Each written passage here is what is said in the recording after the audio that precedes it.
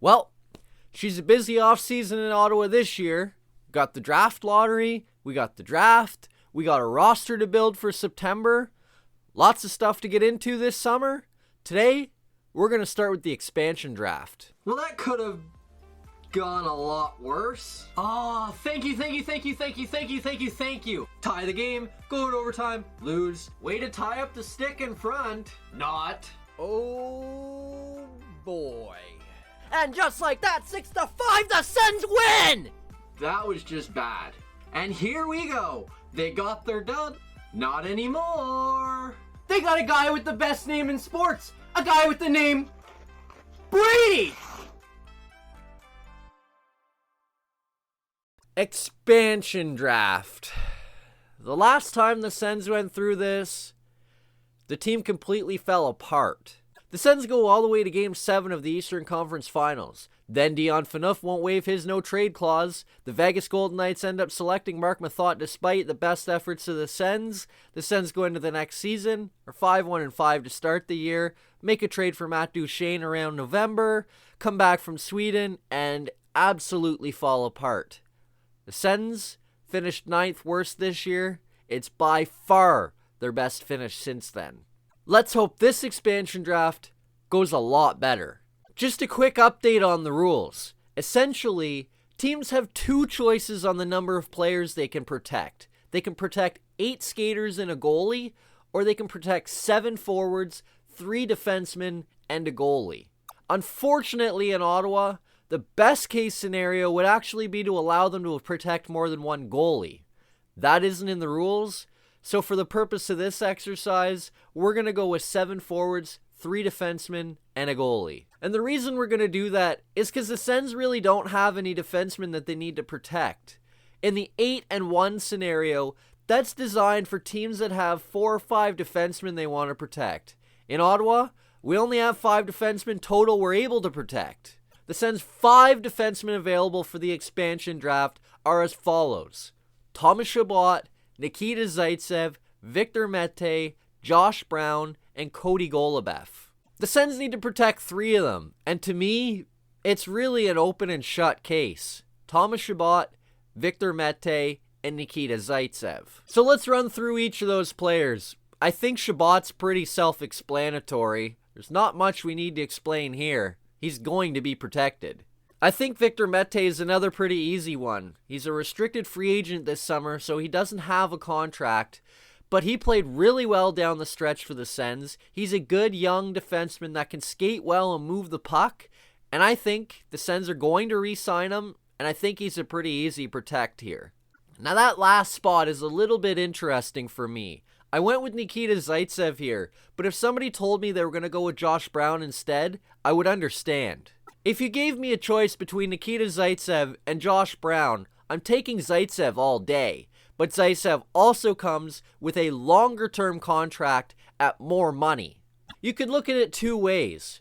The first way, you could say, let's protect Josh Brown, and if Seattle takes Zaitsev, well, there's some money that comes off our books and helps our cap space a little bit. And in addition to that, with Brown only having 1 year left, at the end of the season, you could wipe your hands with both players if Seattle takes Zaitsev. That frees up significant cap space and opens up some roster spots for some of the Sens' younger defensemen. On the flip side, I'm not sure they would take Zaitsev anyway, so for the purpose of this exercise, I think you're just better off protecting Zaitsev. Looks better visually, keeps the team a little bit happier because Zaitsev is a key defenseman on this team right now, and I just think it's the better option. Now, we've touched on the defensemen. I think the next easiest position for me is the forwards, so let's go there next. The Sens have 22 forwards currently eligible for the expansion draft, and they have 7 protection spots. That's about 1/3 of their forwards are going to get protected. Now, you can make pretty quick work of this list by just eliminating the unrestricted free agents. So that eliminates 6 guys: Logan Shaw, Michael Haley, Matthew Pekka, Ryan Dzingel, Derek Stepan, and Artem Anisimov.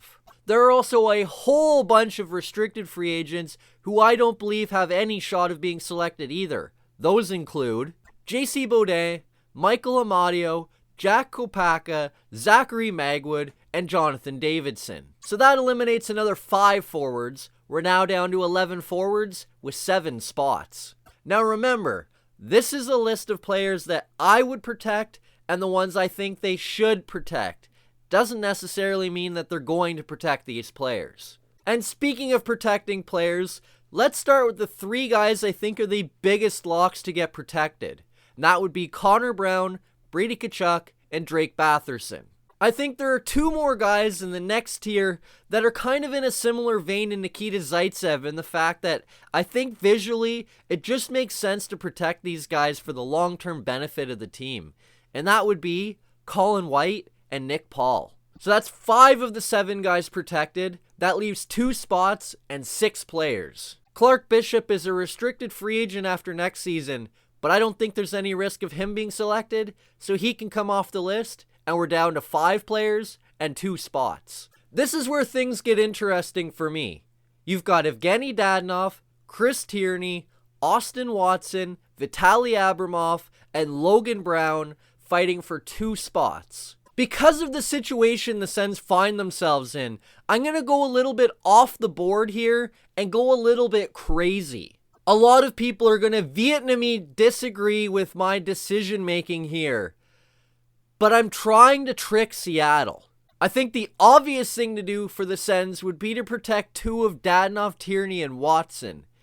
But I'm actually going to go a little bit off the board here, and I'm going to say they protect Logan Brown and Vitaly Abramov. 2 young players who have a tremendous amount of skill, neither can stay all that healthy. Abramov's going to play in the KHL for a couple of years, so you might think that you're wasting that little protection spot. But like I said, this is all about tricking Seattle. You look at the players that Seattle's going to have available to them based on my list. That's defenseman Josh Brown and forwards Austin Watson, Evgeny Dadonov, and Chris Tierney. Any of those players you'd be happy to get. You'd be getting a pretty good player there. And like I said, all of this is designed to try to divert Seattle's attention away from Ottawa's goaltenders. And that's where we'll go next. The Sens have 5 goaltenders available to be selected in the expansion draft. Marcus Hogberg is a free agent, so he comes off that list. And Anton Forsberg, I don't believe, has any shot of being selected, so we'll take him off the list too. That leaves 3 goaltenders and 1 protection spot. The very first thing I'm doing is going to Matt Murray and sitting him down to explain to him why it makes sense for both parties not to protect him in this expansion draft. Nikita Zaitsev and Colin White got selected to help visually with this team. Unfortunately, in goal, the Sens aren't in the position to be handing out protection slots based on that, so Matt Murray gets the cut here. I don't believe Seattle's going to take a shot on Murray making over $6 million a year, given how injury-plagued and rough he looked at times last season. So I think the Sens can keep him exposed and not lose him, and just help their goaltending depth overall by doing that. And if Seattle does take him, well, that hurts a little bit, but it frees up some cap space on a goaltender who had a tough year, opens up some spots for some of the younger guys, and hey, from Murray's perspective, the last time a Penguins goalie went in the expansion draft was Marc-Andre Fleury, and look how that worked out. So that leaves 2 goaltenders and 1 spot. And earlier in the year, I think this spot was earmarked for Joey Daccord. He looked great in the games he played and was really starting to pass Philip Gustafsson on the depth chart. Unfortunately, Daccord got hurt. Gustafsson was forced in, played unbelievable, even better than Daccord, repassed him on the depth chart, and I think has earned that protection spot. So unfortunately for the Sens, they're going to have to leave one of the good young goalies exposed, and in this exercise, I'm protecting Gustafsson and exposing Daccord. Gustafsson is 2 years younger, has looked every bit the part in the NHL that Daccord has, and more, and has come with a lot more upside and pedigree. It hasn't translated to North America yet, but I think we're starting to see that now. So to recap, I've got Philip Gustafsson protected in goal. I've got Thomas Chabot, Victor Mete, and Nikita Zaitsev protected on the back end. And up front, we've got Brady Tkachuk, Drake Batherson, Connor Brown, Nick Paul, Colin White, Logan Brown, and Vitaly Abramov.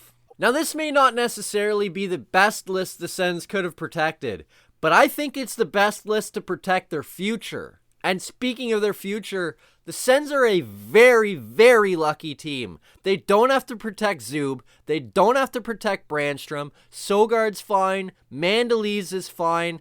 Up front, Norris is fine. Stützle is fine. Formanton is fine. Pinto is fine. On the back end, Bernard Docker is also fine. The Sens have a lot of their good young players who are exempt from the expansion draft. That made this whole process a whole lot easier, and thank goodness for that. So with the Sens going with 7 forwards, 3 defensemen, and a goaltender, it still does leave some pretty talented players available, including Joey Daccord, Josh Brown, Evgeny Dadonov, Austin Watson, and Chris Tierney. So who do I think the Sens ultimately lose?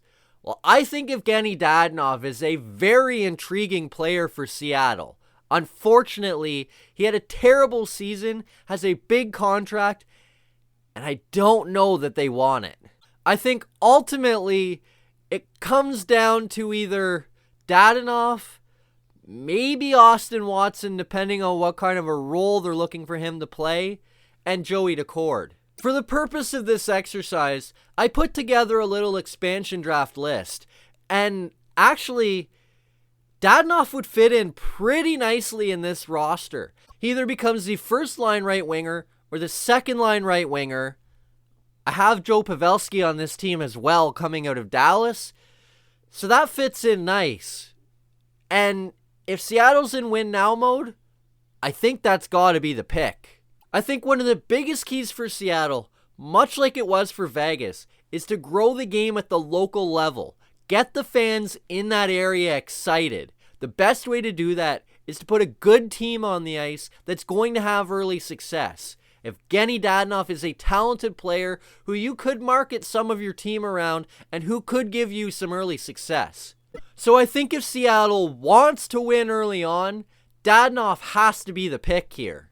Ultimately, though, I think the smarter pick would be to take goaltender Joey Daccord.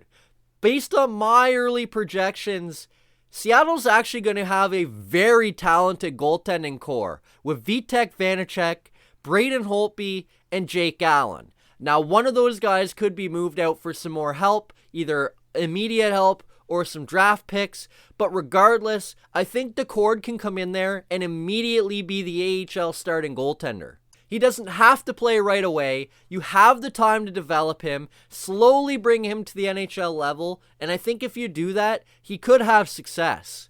I'd really like to see them pick up Dadonov, but I just have a hard time seeing how you turn your back on a good young goaltender who showed some promise in the NHL last season. Knowing you've got a little bit of time to grow him because you've got some talented goaltenders in front of him helps too.